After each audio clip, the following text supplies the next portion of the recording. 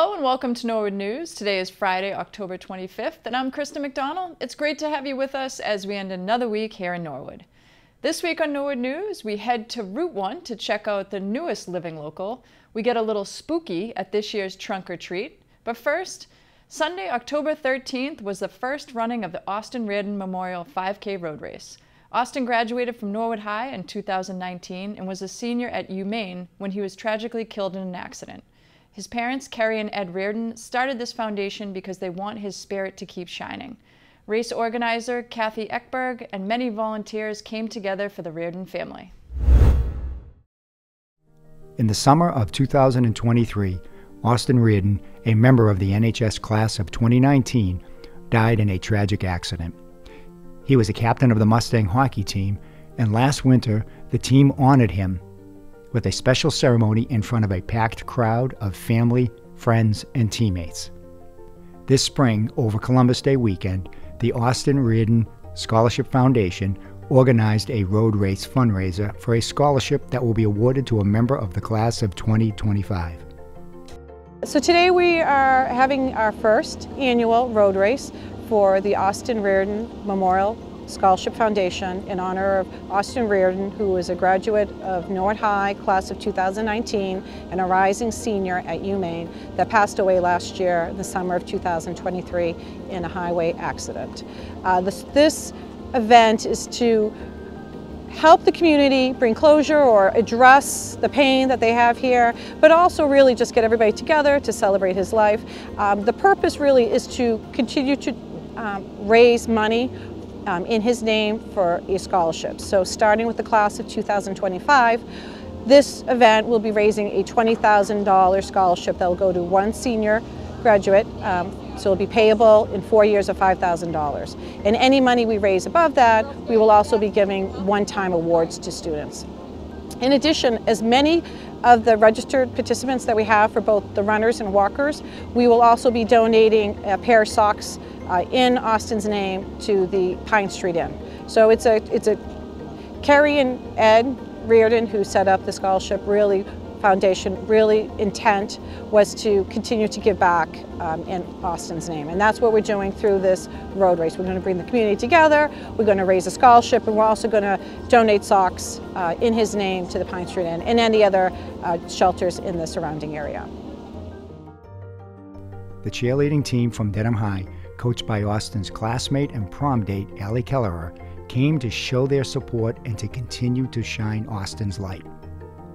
His Mustang hockey teammates held a mini reunion at the race, and Austin's Little League coach, Vin Diorio from Diorio Engineers, was a gold sponsor of the road race. We're here as a tribute to Austin. I met Austin back in the day when I had him as a Little League player in the Norwood Youth Baseball. Had him for 3 years as a player. Got to know him again through St. Catherine's and high school, and then he went on to an engineering program, which is near and dear to my heart. That's why we're here sponsoring this event, to keep his spirit alive. I'm here to honor and remember one of the best people that I've ever known in my entire life. He was one of my best friends in the whole wide world, and I want to remember him as always the nicest and most caring person who would also work on my car when needed. I'm here to run and show support for our town, for our community, and just put myself through something that's not for me, it's for something bigger than me. Yeah, as a part of our community, getting involved in things. Austin Reardon, he also represents our community, and this is also for him and anyone else that was lost in our community, because it could be any one of us, so it's important to come out and show support.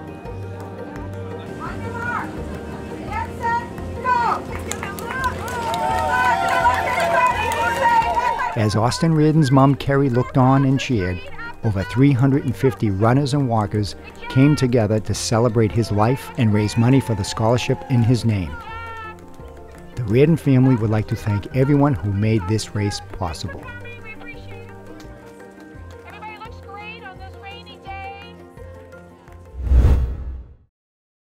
Austin was a remarkable young man and someone I was so fortunate to know. His legacy will absolutely live on through his amazing family. This past week, the NHS Marching Band hosted this year's Micah Festival.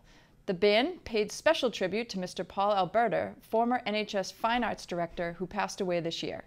Steve Conant and his students scored 3 out of 5 stars in visual, 4 out of 5 in music, 4 out of 5 for percussion, 4 out of 5 for color guard, 4 out of 5 for overall effect, and 4 out of 5 for the overall band at this year's festival.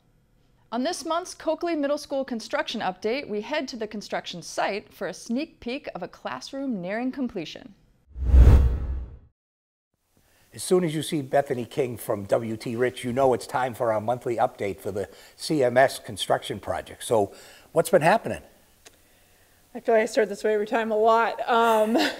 We're right now in the 4th floor, so in the background you can see here a lot of finishes. So we built the building by zone, and now we're trying to work our way down. So we're starting on the 4th floor and working our way down with finishes. So millwork is in. You can see some electrical outlets are in, some marker boards and tack boards are in, flooring is going in, and we're still actually doing rough-in the bottom floor in the zone A. So there's a lot of different trades out here, still even some site work happening in the fall while we can ahead of the winter. And yeah, we got about 130 people out here almost every day. So there's a lot of cabinetry in here. Yes. It seems way more than what they have today. Yeah, so Vertex OPM has been meeting with the town, specifically Margot, the principal, Dr. Frazek, and they've been planning the furniture and built-in furniture that we do on our end. So there's a lot of millwork, a lot of built-in for a lot of storage for the teachers here for the future school. And there is so much learning space on the walls. It's amazing. Yeah, there's what we call those visual display surfaces, right? So tack boards and marker boards. But yeah, those are starting to go in. So those are usually some of the last finishes we put in, and then we're going to try and lock these doors and stay out of here.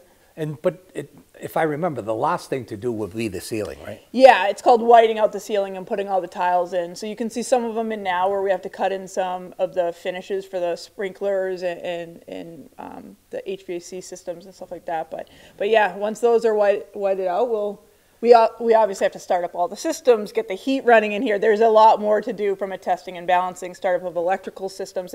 There is still a lot to do. But from a finishes perspective, this C 4th floor area is furthest along. So we're in October, so we're 8 months out, right? Yeah, June 6th is our substantial completion date. So still looking good? Yes, we're looking good. I know the town has a lot to do, and we have a lot to do next summer, and then we'll start demolishing the old school. But yeah, the schedule in general for the project is going very well and according to schedule, so all good. So I forget, is the old school going to be down by September? Is that Part the plan? of it will be down, but no, the entire school won't. It may be if we can expedite that, but right now there's a lot of abatement and hazardous material in there that we have to get out safely. So yeah, we'll start demolishing that. That eventually will be the turf field. That'll all go into the fall of next year. Okay. Well, it looks awesome, and this room especially. We just happened to walk into this room. But I think it's a sped room because there's a sink and then there's a lavatory. Correct. So you won't see that in every room, but in a lot of the special education rooms, you will see that. Correct. Yeah, and we've actually been touring through a lot of the teachers just so they can take a look at it, and we're bringing the building committee through on Monday as well so they can look at the progress as well. So everyone seems pretty excited. Well, great, and I don't want to keep you because I know you got a lot to do. Always. But we'll be back with Luke Apone from Vertex to tell us what's coming up. Well, Luke, we're here. Bethany told us what's been going on, but what's happening next? Sure. Next thing, our biggest, I guess, task right now is to get the building permanent tight as we head into the winter months.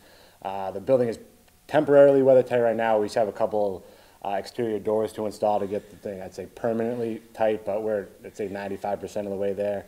WT Rich is working on installing a temporary heat system for the winter months to keep the building warm, to allow finishes and installation to continue. Outside the building, you can see the concession stand work is starting to happen at that building over in the north parking lot around the tennis courts. Concrete work's happening there, underground plumbing is happening. Once the underground plumbing is complete, slab on grade will be poured, and then we'll start to see the walls framed over there in the next month to 2 months. So once we get those doors in the heat, we're good to go all winter. Yes, absolutely. Yep, full steam ahead through the winter, getting into getting the finishes complete and then getting ready to do testing in spring. And, you know, Bethany had mentioned, you know, with the 4 floors are in different stages. Sure. So we must have a lot of people on site. Yeah, we're averaging 140 to 150 workers a day right now. As Bethany mentioned, they built the building in the rough stages, going building C, building B, building A, and now they're working horizontally across the floors and going down. So they're working in all buildings, C, B, and A on the 4th floor, and then, you know, we'll work their way down the building for the finishes while the rough still progresses down on the 1st floor. And we work those guys out of here in the next month to 2 months. And I know you've told me this before, but I forget. What's the last part that's going to be done? Which building? Right now, so it'll be probably building A, 1st floor, where the auditorium, band room, there's a kitchen down there for the 5th and 6th graders. So those are the last spaces we'll be working their way out of. So one of the cool things I always look forward to, and I don't know why, but it's when you're ready to put the floor down in the gym, and you leave the flooring in there for a little while, and I forget what that process is called. Sure. So they bring the floor in a few weeks before they install it to allow it to acclimate, so that the flooring will adjust, you know, shrink or expand based on the conditions in the building. So we want to get that flooring acclimated to the building before it's installed, so the cuts are, you know, perfect, and it's a great product in the end. And we're a long way, well, not a long way because we only got 8 months. Yeah, not too far. The gym, the rough is done in the gym right now. They're wrapping up drywall, so we'll see that happening shortly, next couple months. Well, I'm talking, you know, I say this every time, but a lot's been done since the last time we were here. It does, yeah. It seems like a lot more happens every month. Yeah, with all these people there. That's a good point. All right, well, that'll wrap up this month's CMS Construction Update. We'll be back with more digest. When Norwood News returns, Kiki Thaxter has the early voting information, Caitlin Hamway delivers the school news, and Ron Marshalsea updates us on some Mustang wins. The Wellness Fair at Norwood High School is coming up fast. From 9 a.m. to noon, stop by NHS for informational booths, food, kids fun run, games, and plenty more. Make sure to swing by the Wellness Fair. It is free entry and will be on November 2nd from 9 a.m. to noon at Norwood High School. It was Caped Crusaders, Afterlife Exterminators, and Dinosaur Wranglers at the annual Trunk or Treat event this past weekend. Residents, businesses, and town departments all signed up to decorate their trunks with different scenes and motifs and handed out candy to local trick-or-treaters. Hosted by the Norwood Recreation Department, this event draws a big crowd each year and gets everybody in the mood for Halloween. October is Cybersecurity Awareness Month, and Norfolk County Register of Deeds William P. O'Donnell reminds residents about the registry's Consumer Notification Program. Register of Deeds Bill O'Donnell recently released a press release promoting the Consumer Notification Program. With many different forms of deed theft, it is important to take precautions to avoid being targeted. The most common type of fraud preys on people who are in danger of losing their property, usually rental property, through foreclosure. Another type of deed theft targets elderly people who sign over their property without realizing what they are doing. Less common is forgery, where a scammer fakes a homeowner's signature on a deed and records it in the Registry of Deeds. Register Bill O'Donnell states, "Our mission at the Registry of Deeds is the safety and security of all property records. We recognize that there are unscrupulous individuals who may try to take advantage of the property rights of others. In 2015, we at the Norfolk County Registry of Deeds initiated a consumer notification service, a free service whereby subscribers sign up to be notified when any document is recorded under their name. This initiative came about in response to the Federal Bureau of Investigation, indicating property and mortgage fraud was one of the fastest growing white-collar crimes in America." O'Donnell concluded, "I want to reiterate that our free notification service, like the paid services, does not protect against fraud, but will at least alert the owner if a fraudulent deed has been recorded. This way, the homeowner can take steps right away to combat the fraud. Also, owners should always be aware of what they are signing when it comes to any document that may affect the title to their real estate, and should scrutinize any company that promises to alleviate debt if you sign over a deed to them. In Massachusetts, a deed should always be signed in front of a notary public. Massachusetts notaries are obligated to request identification from the party signing the deed." To sign up for the Consumer Notification Service, visit norfolkdeeds.org, click Services, then Consumer Notification Service, where you can then sign up for alerts. For more information on the notification service, contact the Registry of Deeds Customer Service Center at 781-461-6101, Monday through Friday from 8:30 a.m. to 4:30 p.m. With the state presidential election on the horizon, there are key dates and deadlines for people to be aware of before Election Day on November 5th. With the state presidential election approaching, there is important info to take note of. The deadline to register to vote for the state presidential election is Saturday, October 26th from 9 a.m. to 5 p.m. The deadline for applying for a vote by mail application or absentee ballot application to be mailed is Tuesday, October 29th. The deadline to vote absentee in person is Monday, November 4th by 12 p.m.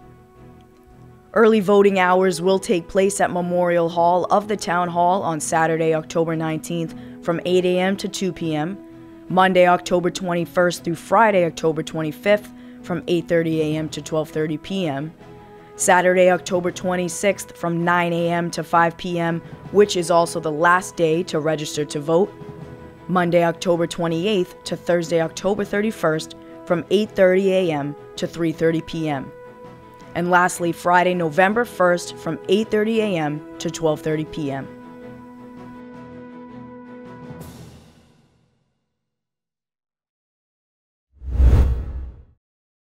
Now we're going to toss it over to Caitlin Hamway for the latest in school news. I'm Caitlin Hamway, and let's take a look at what's happening in our Norwood schools.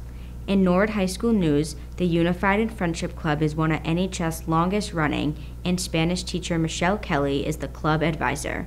The students meet after school, make new friends, and have all kinds of fun. One of the popular activities is their annual Fall Pumpkin fundraiser. 80 pumpkins arrived at Norwood High, and then the students got to work. All kinds of creative designs were painted, and the pumpkins were ready for sale and on display in the library. Thanks to all the students and advisor Michelle Kelly for keeping the tradition of the Unified Friendship Club. It is a rewarding club for everyone.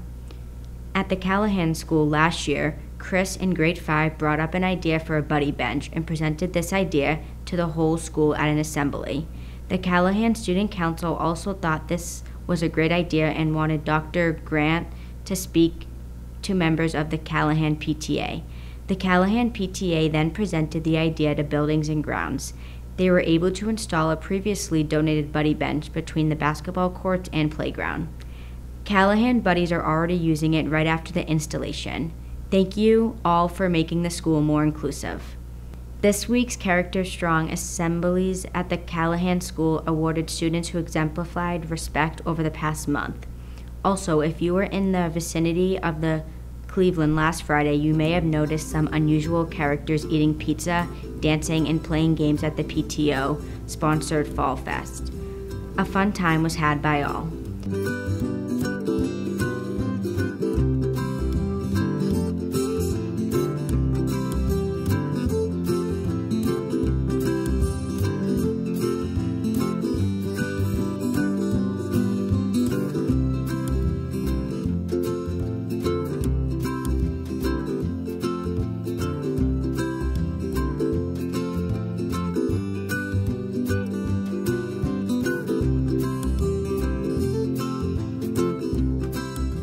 Kindergarten students at the Willett Early Childhood Center enjoyed a visit from the Plymouth Pawtucket Museum Education Center last week and took a journey back in time to learn about life in one of America's earliest colonial settlements. During the Thanksgiving Play Centers program, museum educators portrayed residents of the 1627 Plymouth colony. Using their life story and focusing on the harvest feast we know today as the first Thanksgiving, to frame the program, the educators introduced students to life in colonial times. The museum educators also spoke with the regional English dialect of the 17th century geared towards young learners of today, and wore accurate reproduction clothing to bring the world of the Pilgrims to life. Using reproduction artifacts, kindergarten students heard a short story of the Pilgrims in the 1621 harvest celebration. also known today as the first Thanksgiving. Students then had an opportunity to ask questions and rotate through 4 hands-on play centers to experience some of the activities that occurred during the harvest celebration, such as setting the table or playing 17th century games. Thank you to the PTO for arranging such a fun enrichment program. The Little Mustangs Preschool Academy held their open house event this week. Families participated in a school-wide scavenger hunt where students and families were able to locate and explore all the wonderful places to learn at LMPA, such as the Maker's Place and the indoor play space. Proud preschoolers made their way around the school, showing their families all the places and beautiful artwork hanging up in the hallways. At the end of the scavenger hunt, students were awarded with a special prize. Thanks, PTO. It was a wonderful event to share with families and staff. LMPA's next open house will be for prospective students on November 21st. Please visit if you are shopping for a great place for your preschooler to attend next fall. This week, the 2nd annual Multilingual Family Fair was held at the Coakley Middle School, drawing local families to an event filled with resources and activities. Attendees visited informational booths to learn about adult English classes from Blue Hills Adult Education and the Morrill Public Library, and engage with organizations like Impact Norwood, Annie's Closet, and the Norwood Food Pantry. Families also had the chance to speak with Joe Kidd, Director of Technology, about the Parent Square and Aspen Parent Portal, while Jill Jusko, Director of Health Services, and her nurses answered health-related questions. Children enjoyed pumpkin painting, foam puzzles, and drawing activities.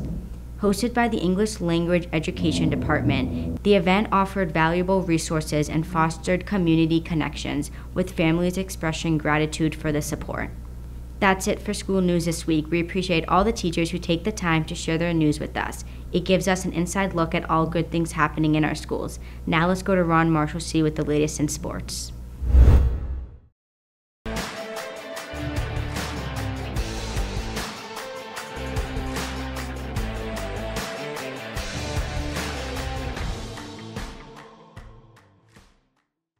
I'm Ron Marshalsea, and this is your sports update. The football team played host to Westwood last Friday night, getting the huge win over the Wolverines, 35-14. Westwood kept the Mustangs scoreless in the first quarter and went up 6-0, but Norwood scored 35 unanswered points from the second quarter until there were 3 minutes left in the fourth. Jack Dwyer fought for the first touchdown, and Kevin Roach put Norwood in position to score again with a pick that set him up at the 2-yard line. Dwyer finished that drive with another score and had another heading into the half and one more at the beginning of the fourth to go for 4 touchdowns on the day. The final Mustang touchdown came from a QB sneak by Caden Sheehan. The game featured Ed Hickey on commentary, and he was joined by the co-host of the Wolverine Report from Westwood Media Center, Morgan Donahue. Hickey and Donahue were fantastic on the mics together and even interviewed senior captain Danny Russo about the great game and even better win. An impressive win for you guys. So we'll let you talk a little bit. What do you think? What was the key to winning the game tonight for you? Firing off, playing with an attitude, and letting the best running back in the league do his thing. Yeah. John Dwyer. Diesel. He is good, huh? Yes, I think he was touting you last time when they let him talk, right? Yes, sir. That you're the man, he said. He did Number say 57. that. He did say that, and you agree, I take it. Huh? Oh, yeah. 100%. No, you know, Morgan watched a lot of the Westwood team, and he was impressed. I mean, obviously, we know Dwyer runs good, but he was impressed tonight by the offensive line. You guys, how well you played. I mean, he ran through some big holes, and he's tough to bring down once he gets through that, the initial line, huh? Mm-hmm. So what did you think of Westwood? You sort of controlled the ball pretty good against them, I think, huh? Yeah, we just grew up tougher than them. So Yeah. Just firing off, hitting them in the face every play. The football team played on Thursday this week over in Hopkinton to go head-to-head with the Hillers and spoiled their senior night with a 42-3 win. Jack Dwyer went for a career high with 5 touchdowns on the night, and quarterback Caden Sheehan capped off the massive win with a touchdown run from a few yards out. Norwood will be at Holliston next Saturday afternoon at 3 o'clock, and as of October 22nd, the Mustangs are number 7 in the D4 Power Rankings with a 4-3 record. The field hockey team just will not stop. Look at me. Does it look like I'm joking? I'm not. They have outscored their opponents 75-22 so far this season, and they still have 2 more games to go. They went to Westwood last Friday and got the win 4-1. traveled to Dedham and beat the Marauders 3-1, and they hosted Holliston on Wednesday for senior night and shut them out 5-0. Ava O'Neill records her 5th shutout of the season, and her and the Mustangs are ready for their last 2 matchups, at home against Canton on Friday the 25th and at Franklin on Monday the 28th. As of the 22nd, this team is number 1 in the D2 MIAA Power Rankings with a 14-1-1 record. The boys soccer team lost a very close one to Westwood on Tuesday and Dedham on Thursday. Their final game of the season will be against Holliston at home on the 29th at 6. The girls soccer team lost to Westwood when they hosted the Wolverines on Tuesday and Dedham on Thursday. Their final game of the season will be at Holliston on the 29th at 6:30. At the girls cross country TVL 5K championship, senior Natalie Martin came in 5th place with a time of 18:49.8. I actually had a chance to catch up with Natalie and her fellow cross country seniors to find out a few things about the cross country class of 2025.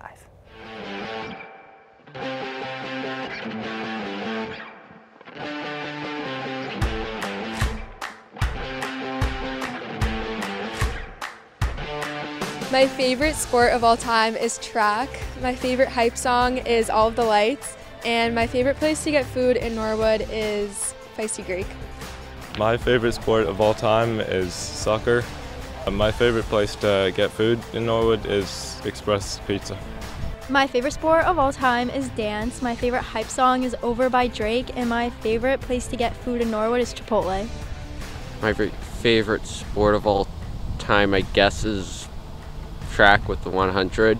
My favorite place to get food in Norwood would be maybe either Pizza Palace or even Conrad's or even Lewis's.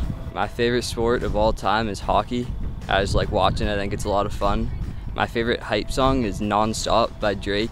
My favorite place to get food in Norwood is the Juice Bar. My favorite sport of all time is gymnastics. My favorite hype song, I don't have one. Favorite place to get food in Norwood, any place that is giving away free food.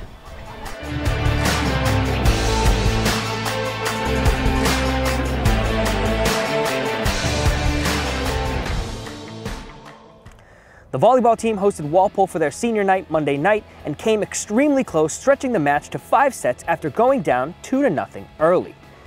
This team left it all out on the court with contributions from everybody, especially the seniors, Julia Figueredo, Olivia Loud, Sophia Tuma, and Colleen Brady. The final game of their season will be the 25th at Sharon at 5 o'clock. And that is all I have for this sports update. I'm Ron Marshallsey, and Norwood News will be right back after this break. Hi, I'm Brian Gagliard, student at NHS TV and public access producer at Norwood Community Media.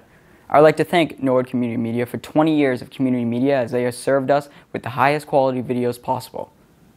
Mr. Tolman has helped the school department throughout all the years with NHS Update, our morning news show that goes out to everybody at Norwood High and has been things since day one.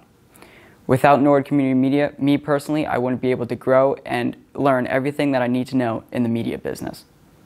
Thank you, Norwood Community Media, your home for all things Norwood.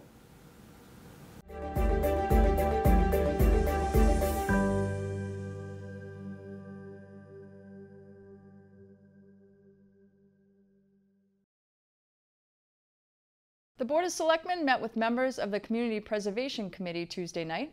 The Selectmen still had to cast a vote of recommendation to approve or deny Article 5 of the special town meeting warrant.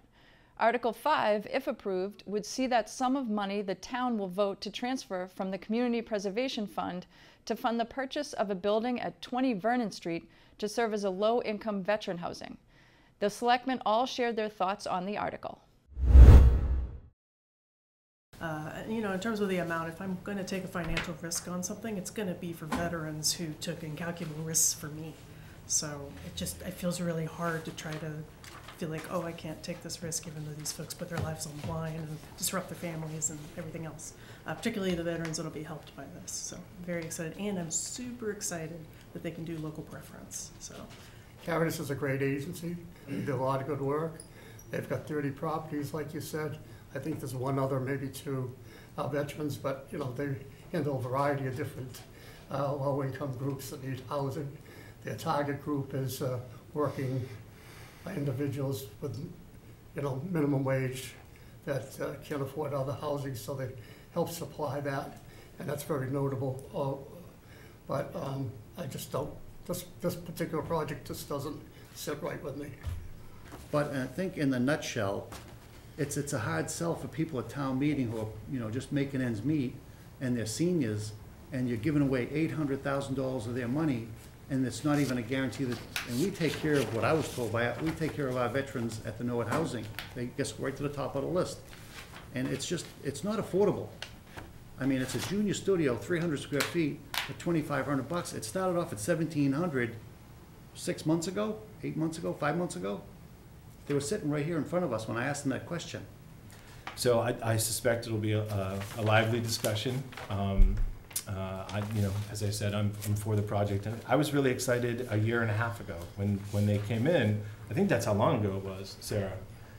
And it was $1 million then. It was even more money, but I just thought it was kind of a bold project, and there are things that I wish, maybe mechanisms that we had in place that would be, you know, would have been a little bit easier to get something like this done. The investment by Norwood, $800,000 sounds like a heavy lift, but for that investment in partnership with, basically a partnership with the state, federal, and local authorities, we are making an investment that results in a project where 20 individuals for average of $40,000 on our part get to live in affordable units. The selectmen voted 3-2 in favor of supporting the article on town meeting floor. Monday afternoon, members of the Middle School Building Committee had the opportunity to tour the construction site of the new Coakley Middle School. The tour was led by Bethany King, Senior Project Manager for W.T. Rich. The group walked the facilities to review the current status of the building, set to open in September 2025.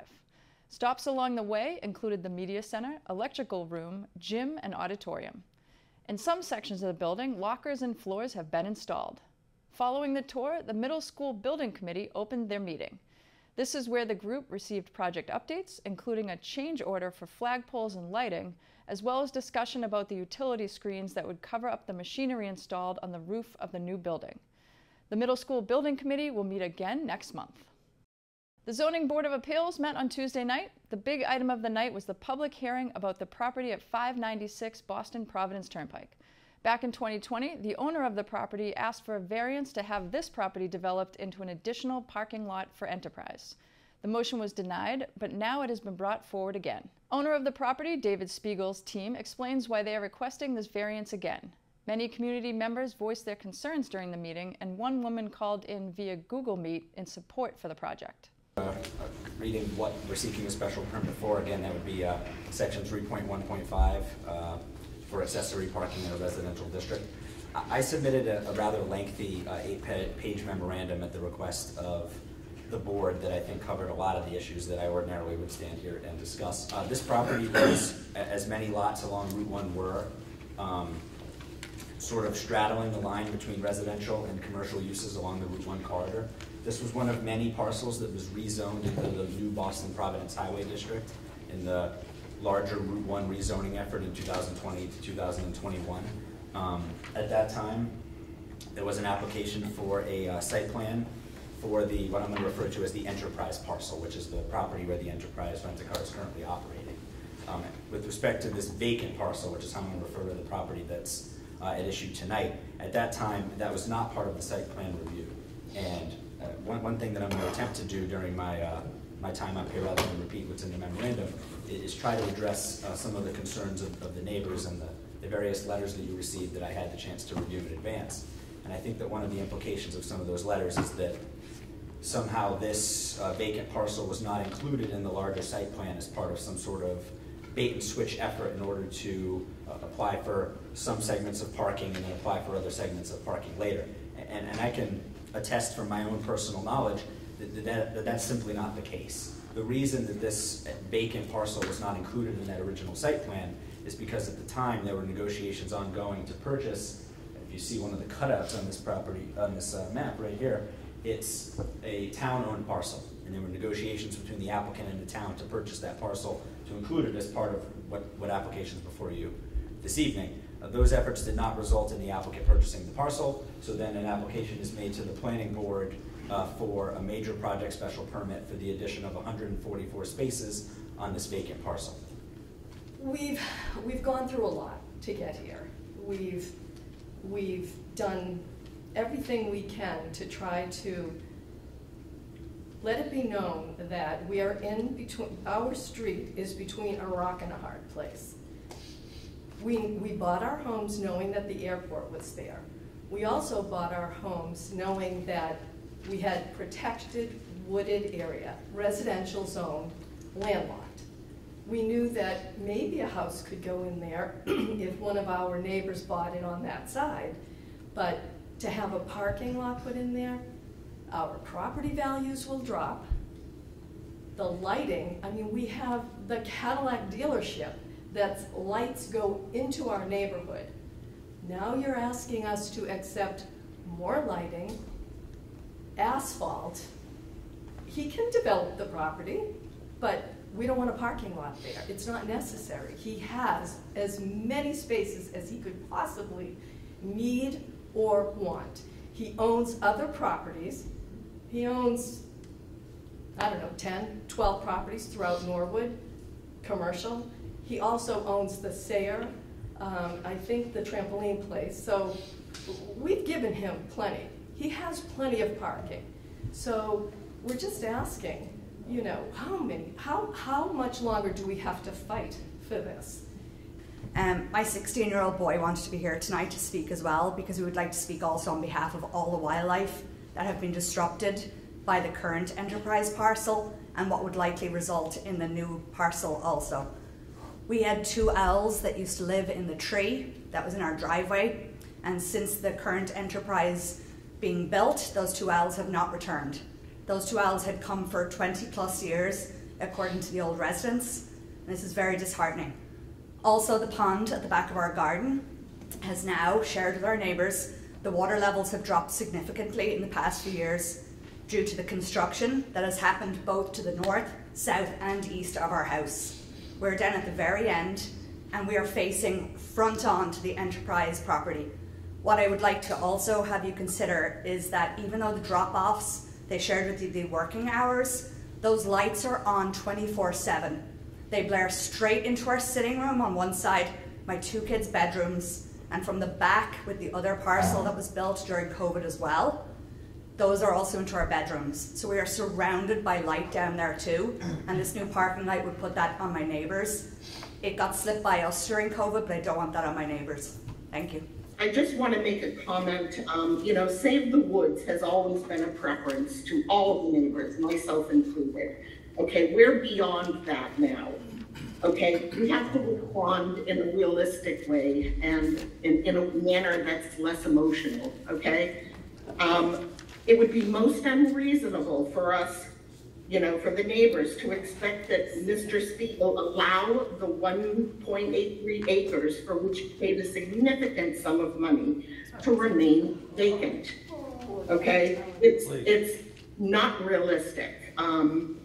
You know, whether it's zoned commercial or residential, I'm certain he will devise a plan to utilize his land. And I would prefer that residential usage not be the choice. Okay, he could put up houses behind our houses, and how would you access? Would we reopen Neponset Street? You know, I was the one instrumental in cul-de-sacing the street in 1986. Okay, I put forth the engineering plans and the, you know, the detailed commentary. Okay, so how are you going to get to those residences if we so chose to construct single-family dwellings? Are we going to open up the street and create, you know, extend the road? So I'm trying to be less emotional and more realistic. Okay. The town of Norwood held its special town meeting on Thursday night. Included on the warrant were articles to purchase police body cameras, fund a veterans housing project, approve the capital outlay projects, and fund the rate stabilization fund. With a total of 9 articles on the special town meeting warrant, Article 5 drew the most debate. Sponsored by the Community Preservation Committee, Article 5, if approved, would transfer $800,000 from the Community Preservation Fund to fund the purchase of land and building located at 20 Vernon Street to house homeless veterans. However, the town would not own or control this property. The town's contribution be one of several to make this project come to fruition.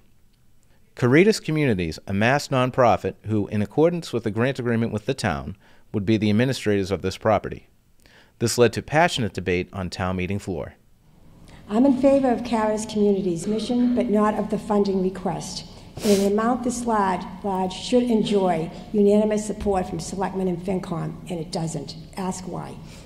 The CPA fund request is too large for a project that does not sufficiently address our town's most pressing affordable housing needs, which are the areas of senior and disabled populations. They have a 3 to 5 year wait list for housing at Norwood Housing Authority. I confirmed this in a phone call with Sean Barnacle, the executive director, and with an in-person conversation with Senior Center Director Kerry McCarthy.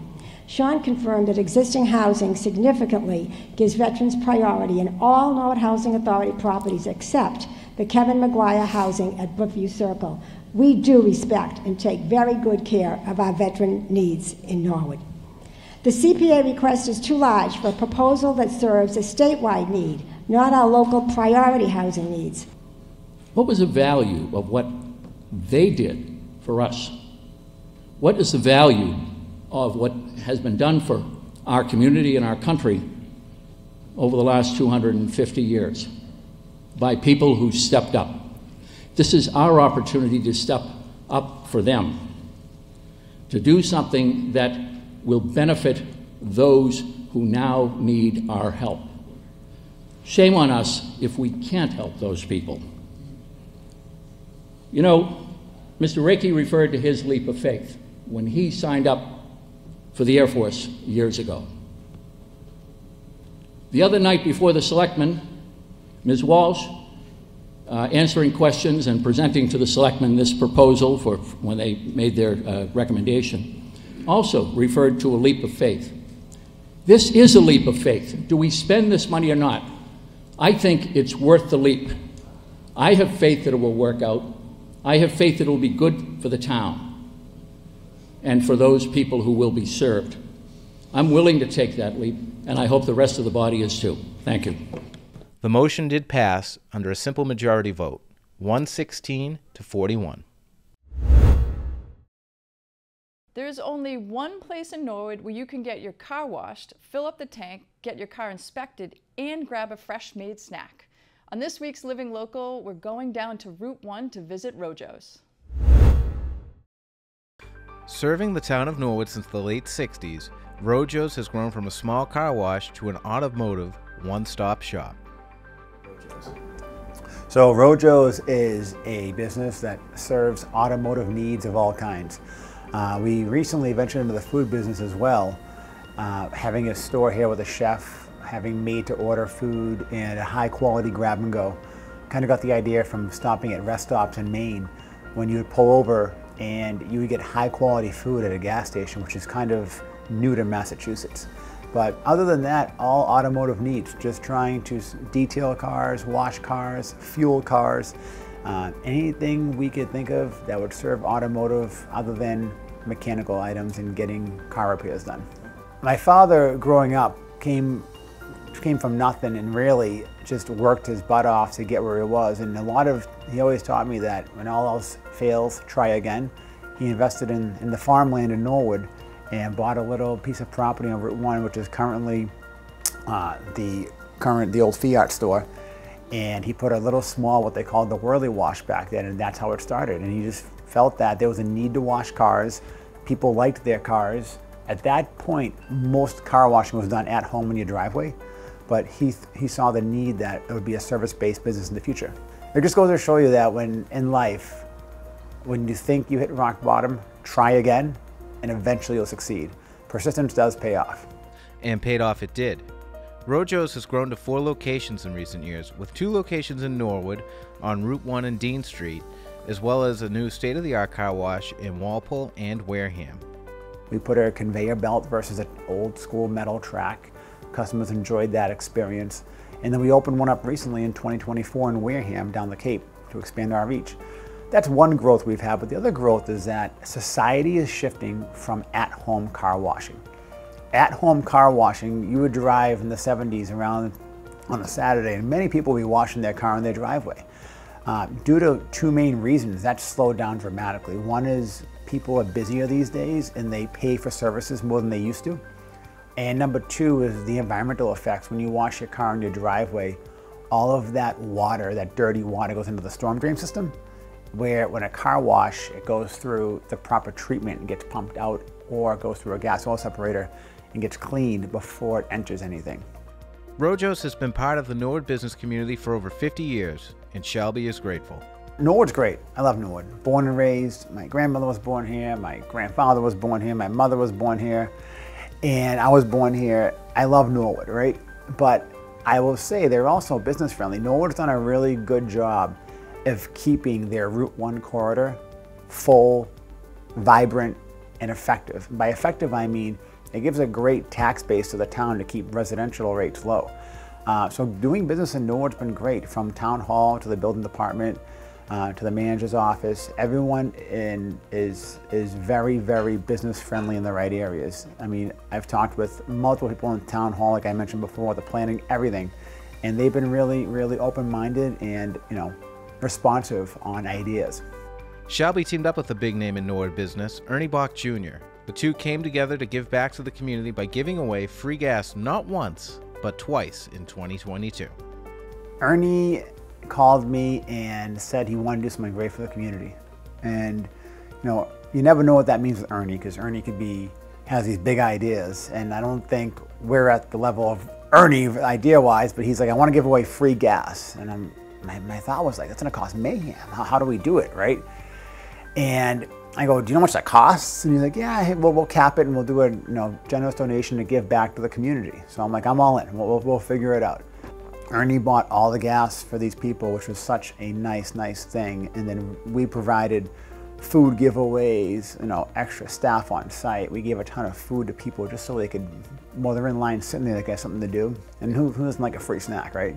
I had one lady tell me that she couldn't pay her rent that month, and it was a choice between food or gas that week before her paycheck came.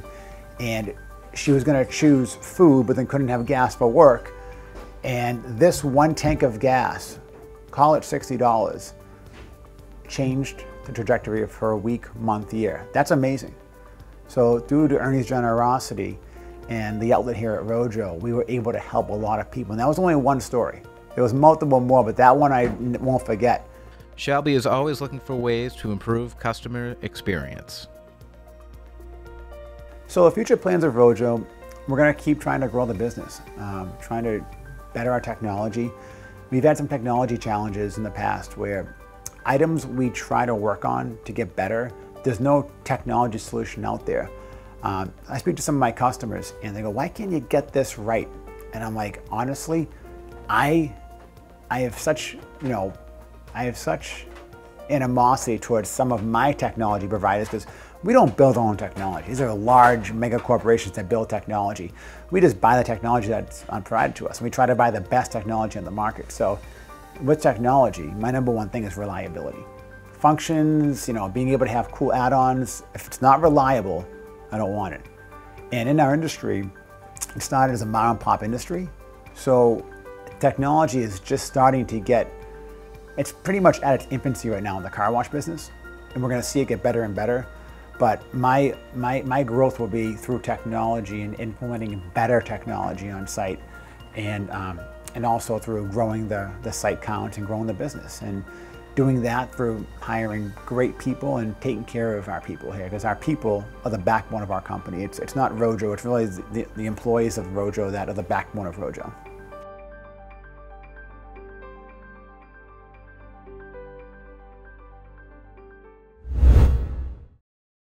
Well, that's all for Norwood News. To stay up to date with Norwood Community Media, follow us on Facebook, Twitter, and Instagram. As always, thank you so much for watching. Have a great weekend.